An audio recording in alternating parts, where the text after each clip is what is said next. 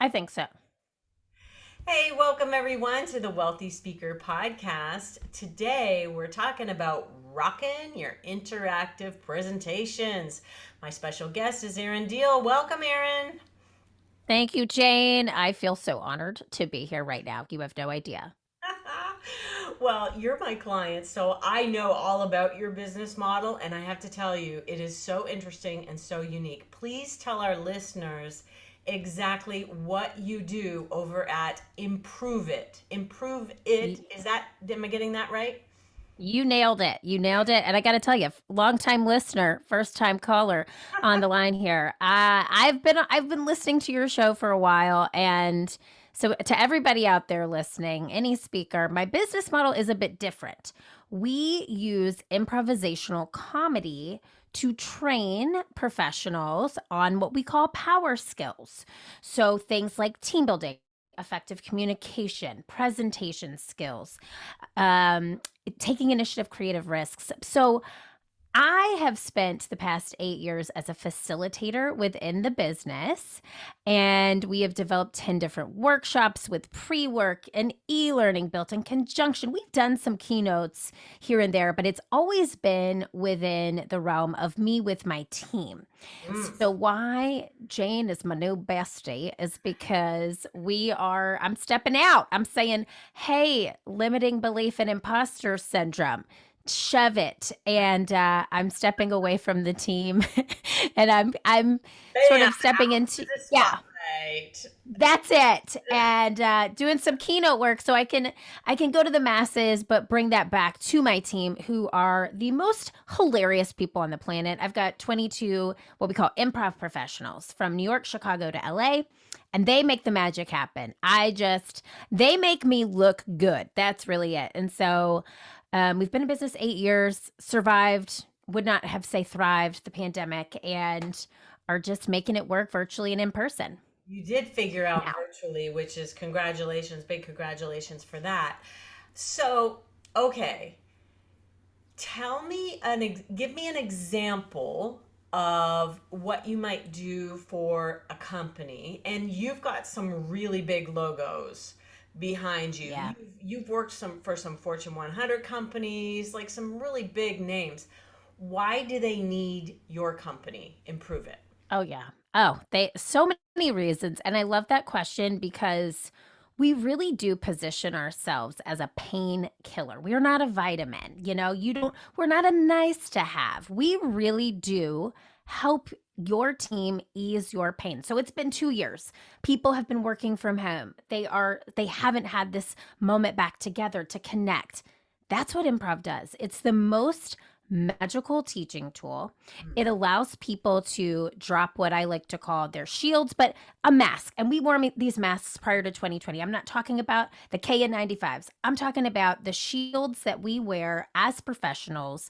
And when we drop those shields, that's when we allow ourselves to be the most authentic versions of us.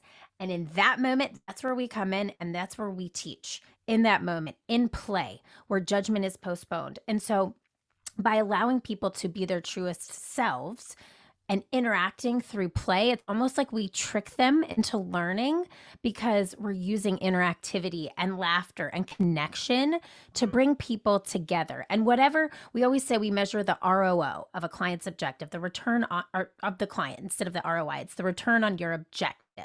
Okay. So we get real specific. We go in, we understand what that is, and we understand their challenges. And then usually we have a solution that meets it.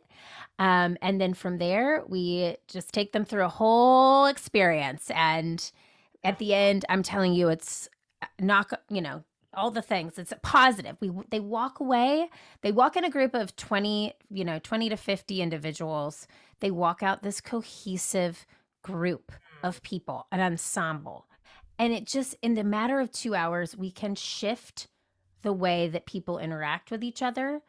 We're not going to change your company culture in 2 hours, but we are going to start the conversation to do that. Oh, that's nice. And I'm thinking with diversity, equity, inclusion, and belonging being so hot right now that this is why your phone is ringing because this is such a great way for people to bond and feel like they belong to something. Like, wouldn't you say that team is really at the core of everything that you do? Team building? 1,000%. And we have a team building specific workshop, but like you just said, improv is inclusive in nature. So you can have a CEO and you can have an intern walk into a workshop. In those 2 hours, we know titles exist, but they're on the same playing field. And Right. so it really allows people to feel that dynamic, that synergy, that I know that's a buzzword, but it really does allow people to open themselves up to being a human being, right? We go to work, we're like, I am this robot at work and I do these tasks. Improv as a teaching tool allows people to drop that and just be a human being in this world. And Nice. it's really fascinating to watch.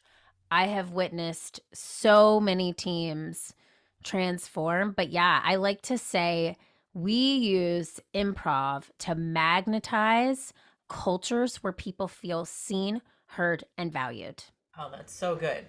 Okay, so let's break it down tip wise.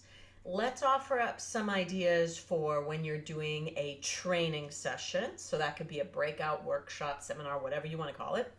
And then let's also talk about maybe some things that we think might work in a keynote setting.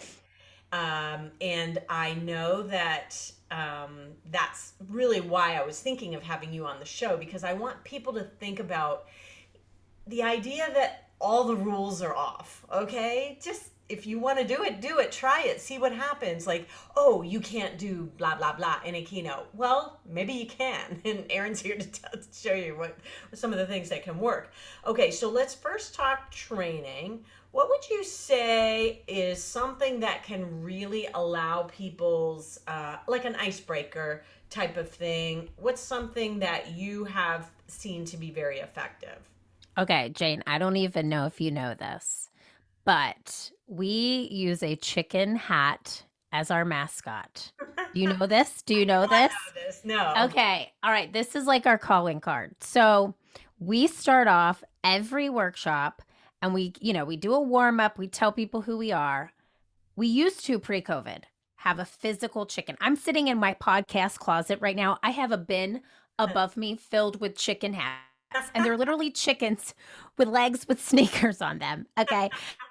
And pre-COVID, we used the physical chicken hat. Post-COVID, germs are real, so we keep them in the bin up there, but we do the chicken dance. So what happens is anytime you hear the word improv, you are going to chicken dance. And it's like, the one you see at the weddings, we used to do the full thing. Now it's like, get funky, flap the wings, show me what you're working with, like get low. And so we use that as a way, number one, because we say improv like your job, it requires you to focus on multiple things at once, but it's also a reminder to play, learn, and have fun.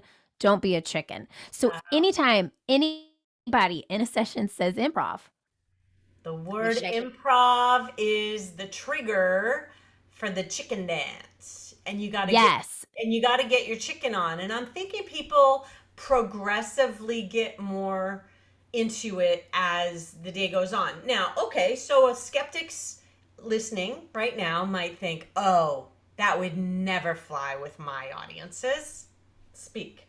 Yep, here it is. All right, so you're right though, Jane. We dip them in with like a little toe, and then by the middle of the workshop, they've got a foot, and then by the end, they got the whole leg in. And I'm telling you, you are so surprised at how people get competitive because we're looking for an improv chicken champion. One thing I failed to mention.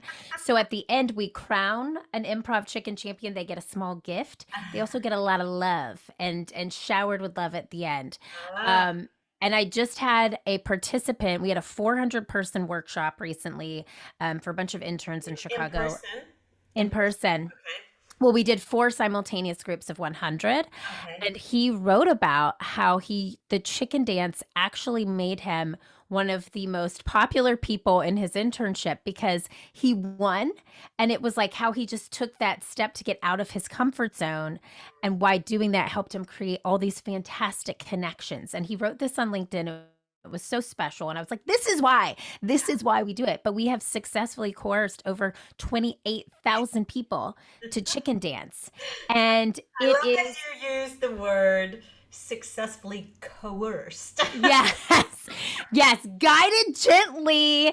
Yeah. But it is really interesting to watch. Of course, sales teams and people who are super competitive get very into it. I mean, I've had people standing on tables like Who's you the won't even most believe. surprising? Like, have you had a COO or somebody who is like, what? I never expected that. A CFO? Who's the most surprising? We did a group. I'll never forget this. We had a CEO, and it was, I won't name the name of the group, but it was an offsite. This was very, very beginning of Improve It. Literally stood on a table and took a broomstick and was going around the room, like stood on the table, jumped down with a broomstick like a witch, riding the broomstick, chicken dancing, because like he wanted to show the team, like, it's okay, let go. This is the time. It was amazing. And you really do look to leadership in these sessions to set the tone. So if your leader's standing in a corner whispering like I'm not doing this, then nobody's going to, we do have people do it. But it just, you can tell the energy of your room when you walk in. The chicken dance definitely is not everybody's cup of tea, but let me tell you this, what it does is it breaks down barriers right away. It allows people to know that this is a safe space. We're doing this together. We're not making somebody stand on stage and do it alone, Mhm. that we're going to let loose. And then from there, we do a low risk activity, medium risk, high risk, and we just guide them to get comfortable with that uncomfortable. I like the low, medium, high. You ease people into it. And here's what I also want to say about the chicken dance. Erin is telling us her secrets, not so that you can go and create your own chicken dance, but for you to think, now, what could I do that would have a similar outcome? We never want to rip anybody else's stuff off because why? People in the audience who have seen it before will know that you are the perpetrator of that ripoff. Please do not do that. So, Erin, please know that we're in the cone here. This is a safe space for you to share, and I really appreciate you being so open. I really want people's minds after this session, after this podcast, to really just be expanded about what's possible in their training. Okay, I Love it. love low, medium, high. We've got one kind of icebreaker that's pretty badass. What else? Let's just hear one more thing that we could do in a training, and then we'll switch over to keynotes. Yeah, I love that. Again, I just want to touch on the low, medium, high. Those are all interactive activities. So that'll Okay. be my second thing. Get them doing something that they have to turn to a partner and ask a question about. Get them doing something that you've talked about and you've debriefed, or you've given them a question. And this goes into my third. Ask a question Mhm. in the upfront. In the very beginning of our sessions, I always say, who here has seen an improv show before? Mhm. Raise your hand. Okay, if you haven't raised your hand, perhaps you've seen the show Whose Line Is It Anyway on television. Yep. We are professional pretenders. We play pretend for a living. And that right there, I'm engaging them from the get go with a question. Right. The entire workshop that we do with any of our sessions is us asking them questions and using those responses to guide the session. We have an outline, but it's literally a conversation versus a presentation. So make it conversational. Use questions. Don't be afraid to ask your audience Okay. questions. So you ask a question, and are you asking for? So, what I think we want to try to avoid are things that we've seen and heard before. How many of you have raise your hand, blah, blah, blah? Like, what are some ways to not do things that people might have seen before? Mm, If you ask yeah. the question, then are you saying, yes, have you, like, then are you actually interacting with them after you've asked the question? You're Oh, yes. reading Okay. off So what that they're saying to you? Totally. So after we do an activity, let's say we start off with that low risk activity. Hmm. That activity might be one of our signature ones, yes and, right? I am asking them, okay, number one, what happened in that first round when we did XYZ? I'm listening to that response, and you're going to hear every workshop is different based on the participants' responses. So I'm taking that answer and using it to fuel my next question. I know where I want to take them Right. in the journey of that activity, but I'm using their words. It's like, you're trying to create sales copy. You're using the words of the participant because it's their words. I'm using their words to guide them to the next thing that I want them to learn. It does take some time to be able to do this, and you really have to know your material. In the very beginning, I had note cards and I would ask questions off the note cards. But that's how our workshops are. They are, here's an activity and here's a debrief. And those are just all questions to the audience. And Right. then here's another activity, here's a debrief. And so that is what we always say. We are the facilitator. Your team is the star. Like, we will facilitate the magic that happens in that room, but Mm. we are using them as the guide. Like, we are guiding them where we want them to go, but they're going to have the aha moment because Right.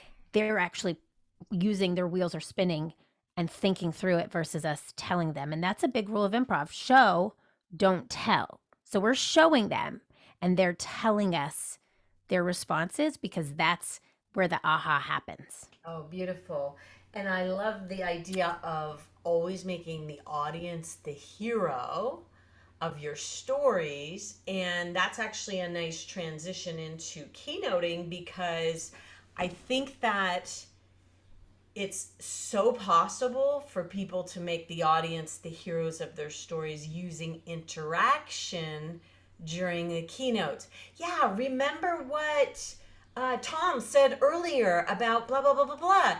Bringing that back around into the keynote. And kudos for Chantel for being open about blah, blah, blah. Like, really being able to pull the people from the audience into this with you. Okay, so your keynote, based on who you are and the company that you're representing, and that your background is improv, are going to be somewhat different than I'm thinking most people's. Mm-hmm. Mm-hmm. They're going to be more interactive. Okay, so now we just came from an audience of 20 to 40. Now let's make it 200 to 400. So Yes. you've got a room of 400.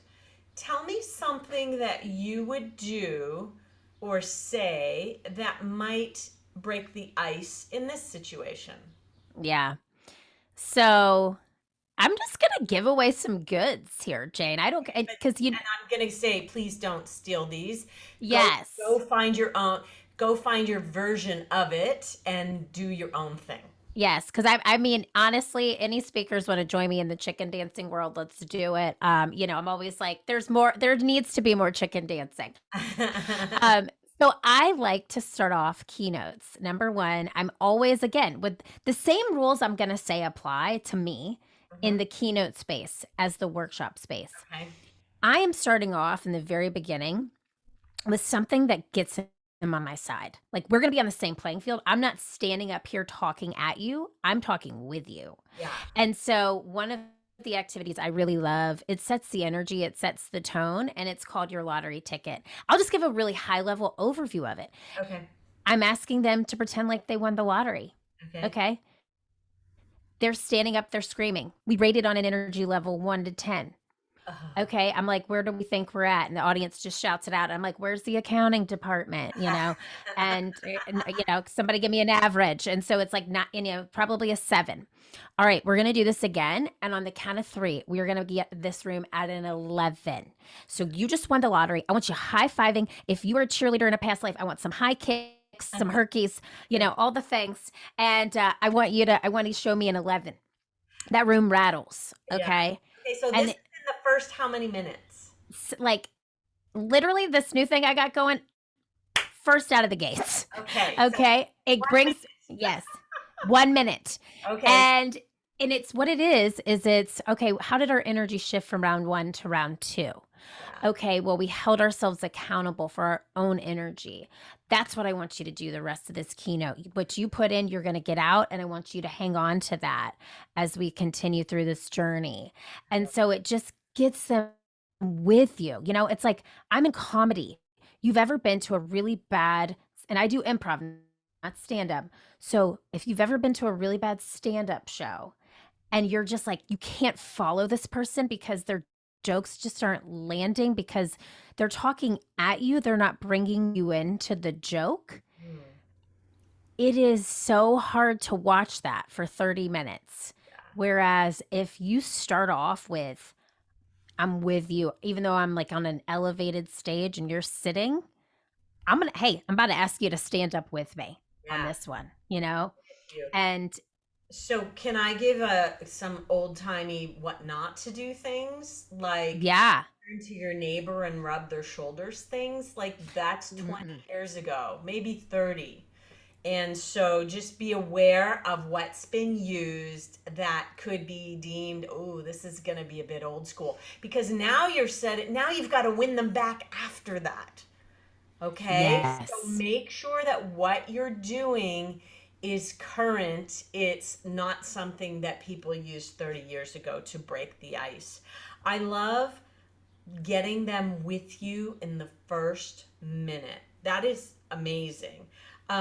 I also love the idea of like being competitive with the rooms next door. If you're in a breakout, like, and you know what's going on next door, let's show those plumbers where it's at. Like, let the people who are meeting next door. I think that could be fun too. Anyway, okay. So, what else can we do in the keynotes? Like you were talking about, just turn to your neighbor, and that's entirely doable. Yeah. Keynote, is it not? It's totally doable. So again, the keynote that I'm building with you, Jane, that you don't even know yet exists all the way. I finished it. You don't even know. There is so much interaction, and I'm adding some dancing in mine. Oh, Okay, I've just cool. got a dance element, and it's basically it's we're gonna change partners a couple times. We're gonna do do. We're gonna figure it out. But this is how I teach and how I learn actually is through experiencing the power skill in itself. And to me, there's no way to get people to feel what I want them to feel without doing it. So that is why I use interaction and activities. So I think of my keynotes as just a blown up version of a workshop, and I am going to have them standing on their feet, interacting with their neighbor, and then I'm going to bring them back. That's a big thing in a room full Yeah, of tell me 400. how You you got bring people back. So let's say you have a room of Yep. 1,000 people, and you're going to get them standing up and doing something with somebody else, and you know that can get so out of hand. What's your So loud. what's your callback? Yeah. So I always use the hand. I'm like, when you see my hand up, everybody hands up, hands up. And I got some funky things going on in this next keynote, but I'm like, hand up, hand up. And then when I got everybody's hands up, I could do like turn to your neighbor, high five, Okay. but it calls everybody back. In a Yeah. workshop setting, we use the chicken dance. It's so easy. You say improv and everybody just starts moving like this. Okay. But a hand up or music. If you have music and tech in your keynote, you can bring So music back. you teach them ahead of time what the callback is going to be. And so I like the hands up quiet thing because it reminds me of school, right? Yes. And like the bubble. I think you could make a joke about that and have some fun with it. That's just how it makes me feel anyway. It's just okay, everybody be quiet and put your hand up. Yeah, be quiet. You actually just gave me a genius idea. So thank you. I will take that and run because there's a school element in this new guy. So yeah, let's do that. And it really does like you said, when you just thought of the hand up and it brought you to school. Yeah. Okay, can I say something about this as it relates to the work that I do? Improv is all about specificity. Hmm. And one of the most beautiful things on stage as an improviser is when you can take the audience in their minds to a place that they've been before. So I just took you to elementary school. You did. Okay. And I could, Yeah, I could talk about things that we might have done in remember the pencil sharpener Yeah. at elementary school? And like that's where you showed off your outfit was when you had to go sharpen your number two pencil at the, do they have those anymore? Like you take the audience with you, but that very specific thing, it just makes them want to be on that same vibration Yeah, with you. that's great. And it's so cool. I love that. Okay. And I got a number. I think the number three applies the same as the workshop. The rule of threes. The rule of threes. Well, I think that same thing as, you did the low risk, high risk activity Yeah. and then asking them questions, using the audience just shouting out answers to you or having a mic runner. That's it. And I've also seen cubes with microphones in them that are soft that can be thrown around the room so that people can answer into the mic. Those are really fun. That could be a good fit for you because you want it to be fun, whatever it is, right? And that's only really important if you're recording. The other important thing is that you repeat the answer if they are shouting it out. There sometimes at conferences there'd be a person with a sign repeat the question or whatever, so that reminding the host that everybody couldn't hear you. If you're recording, that's important. Do you like the cubed microphone idea? I love that idea. My eyeballs went, "What, Jane?" So that need that link. Kind of give me the affiliate link for that guy. Okay. I've never even bought one before. I have no idea where to get one, but I think it's a Oh, good idea for something like it. Okay, I'm imagining you now in front of an audience of 1,000 people, and people are shouting out answers, and it's okay if you're just feeding them back. I like to keep stuff like that moving along pretty quickly. um, so that may be just what you do, but I think it could be fun if you're getting more in depth to, here's what we discovered when we talked about this. Then it might be better to have a microphone. That could be interesting. I love it. That's happening. Okay. There's now a lot of props in this new keynote. Let's talk I about love it. props for a second. I That's love it. kind of our third thing here. What would you say to somebody says, "Oh, I don't want to use props. That's too hokey."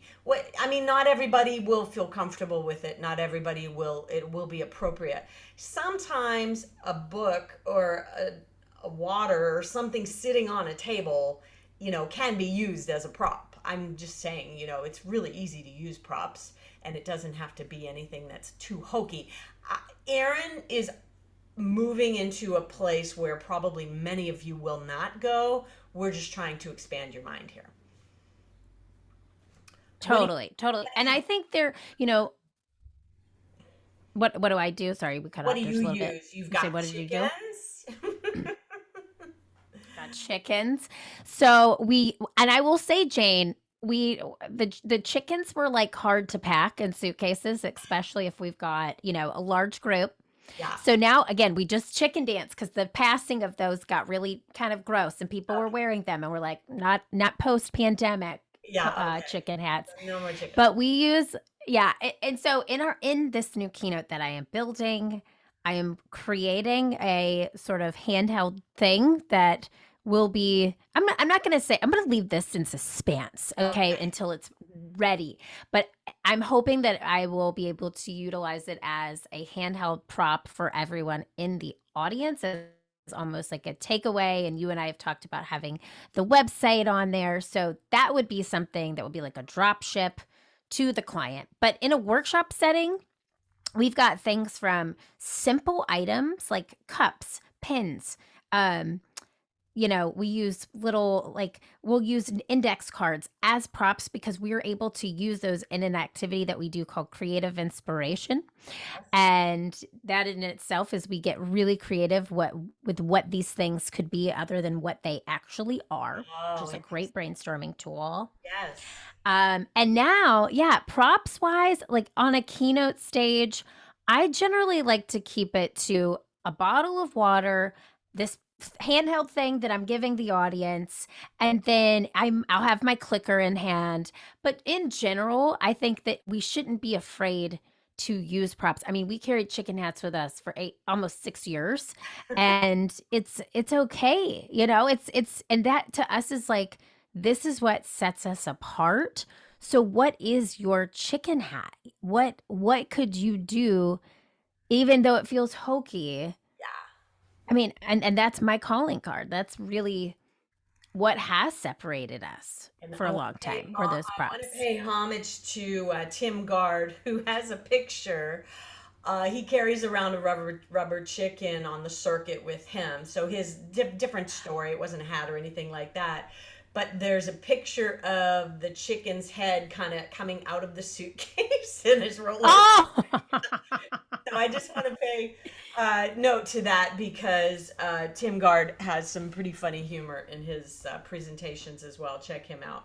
Check out Tim Gard chicken. Maybe if you Google that, you might be able to find that picture. It's quite funny. So I really love. I could talk to you all day, Erin, and I'm so excited to see where this keynote goes. You are going to be breaking new grounds, and you've got your mindset in check because you are ready to take your place out in the spotlight. Ta-da! You do not need Ta-da! you do not need your team behind you because you are the star. And I'm so excited to see the results of this. Your business is already exploding. So it's not like, there's a big need here. It's just the keynote will be the rainmaker for the rest of the programming that you do at Improve It. Very cool. I'm so excited. Thank you. And I gotta toot you real quick because Jane, you know this. You definitely helped me change my mindset. So this shift, she was in there. She was working, but she needed you to like pull out all the pull out all the crap that was surrounding it and really help me just understand that I can stand in my own power, and you really did help me shape our mindset and on on revenue, on our worth, on our time, on our energy. And that's an acronym. I don't know if I made it up, but I've just been using it a lot. Time is money and energy. Mm, And you really made me shift the way that I show up in my business in such a short amount of time. I think we've been working together like 6 months or so, 5 or 6 months, and I'm seeing so many great results because of that. So thank you. I love it. Well, tell everybody where they should connect with you. What's your best medium to connect with people? Because I know they might want to reach out to you and give you a shout out. Yeah, I'm on LinkedIn, Erin Diehl, the only Erin Diehl at Improve It. And then my I love Instagram. I do. I've more of a presence on LinkedIn. It's keeping it real deal, Diehl. And D there's no G in keeping. There's no G in what? There's no G in keeping. So it's just keeping it real deal on the Okay. gram. Keeping it real deal on the gram. So Erin, ErinDiehl. Sorry, I got that wrong. Diehl. Well, thank you so much for taking the time out of your day to be with us today. I cannot wait to hear some feedback from this particular podcast. I think you should send it out to some speakers bureaus so they can start booking you for these big keynotes because I think they are going to be blowing the doors off corporate audiences. Thank you, Jane. Yes. And find your chicken, everybody. Find your chicken. Find your chicken, whatever that looks like. Thanks so much for listening in, everybody. And with that, we'll say, see you soon, wealthy speakers. Bye for now, everyone.